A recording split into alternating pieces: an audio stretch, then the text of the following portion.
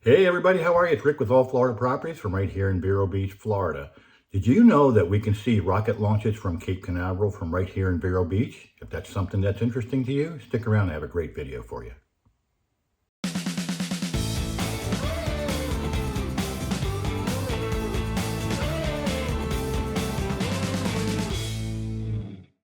This video was a long time in the making. We had several weeks of less than ideal weather, and of course with such sensitive technology, sometimes launches are canceled at the last moment.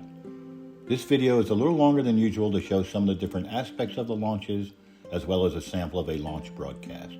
If you are interested in keeping up with the launch schedule, you can check out the Kennedy Space Center website for the latest information. I like using the app Space Coast Launches. They are very up to date with their information, and when it comes time for a launch, you can click on their video link, which will take you to a live broadcast of the launch.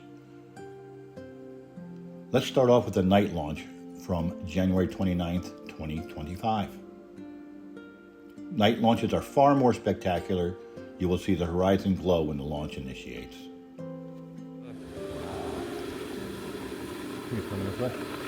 I zoomed in. T plus 30 seconds, Falcon 9 has successfully lifted off from Complex 39A at Kennedy Space Center. We can hear the characteristic rumble as the first stage heads into space. We're throttling down right now in preparation for max Q. Good call out, power telemetry nominal, reports avionics.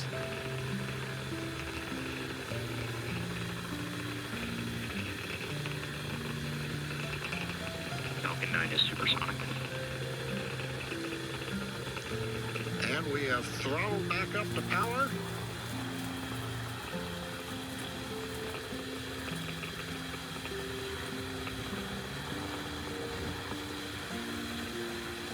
Max Q. And we've heard the max Q call out. Continuing on the timeline, everything looking good. The rocket typically will need to go 17,000 miles per hour horizontally in order to get into orbit and avoid being pulled back down to Earth. Turns into flight, or what's also known as a gravity turn. The engines gimbal a small amount, and that slowly turns the first stage from going straight up to going horizontal with the help of gravity. And eventually, we will be roughly horizontal to Earth as we achieve orbit. Now you can track the progress to orbit by keeping an eye on the left side of your display. That's showing the first stage velocity and altitude, and then we'll have displays for the second stage as we get past stage separation. Tonight we were not able to see it, but often you could see the booster rockets once they're separated from the main rocket. You can watch them fall back down to Earth in their controlled landing, which we'll get into in a little bit. This is the piece we were going to use with this daytime launch if we didn't get that night launch, which we were very fortunate to get last night. This launch is during the day. We're going to cut it in with the live broadcast so you could see it. It's an extremely overcast day, so when we do jump over to the outside here in my community, the same spot we saw the night launch from, you can barely see it in between a couple clouds come up, but it's still something to see. 15 seconds. And here we go in 10, 9, 8, 7, 6, 5, 4, 3, 2, 1. Engine ignition and liftoff of the Falcon 9 rocket on the Starlink 12-4 mission.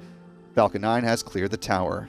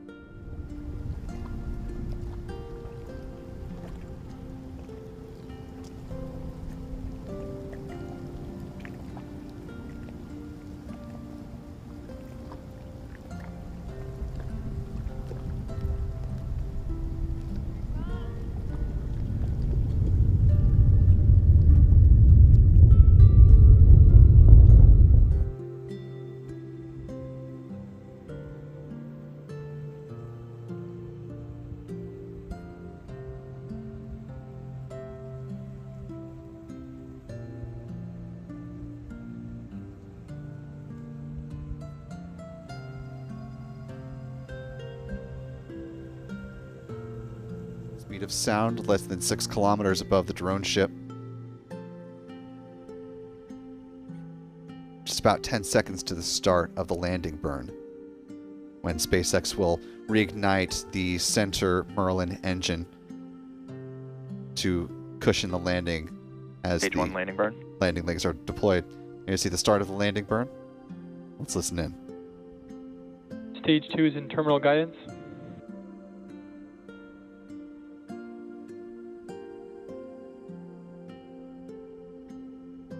Stage 1 landing leg deploy.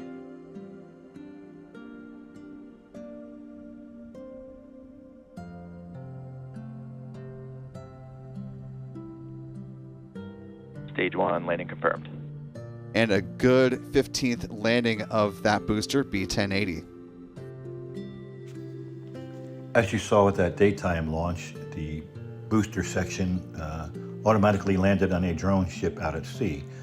They also have the ability to land right back at Cape Canaveral, as you'll see in this clip.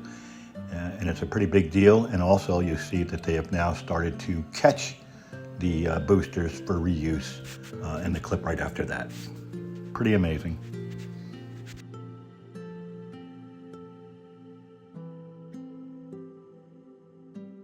It's cold nitrogen gas, which helps with attitude control. Stage 1, landing leg deploy.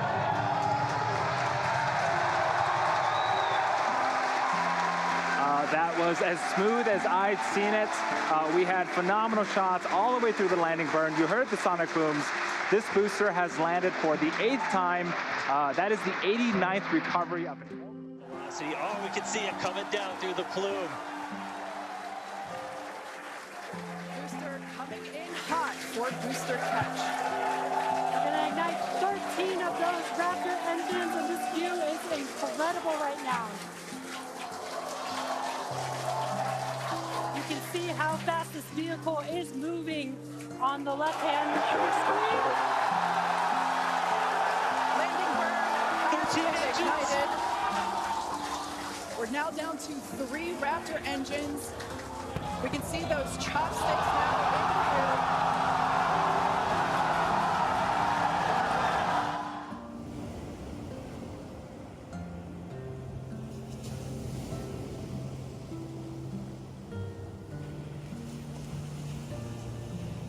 I will leave you with this night launch from the beach here in town. This footage is from January 3rd, 2025, and it's not my footage, but you have a complete unobstructed view right from the liftoff. Depending on the weather and the wind, we can sometimes even hear the faint rumble of the launch 2 to 5 minutes after liftoff.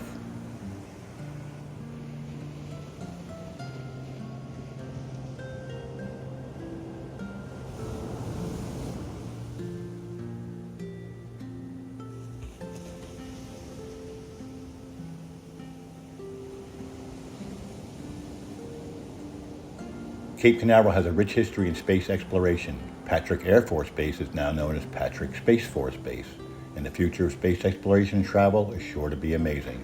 Thanks for watching, and I hope you enjoyed it.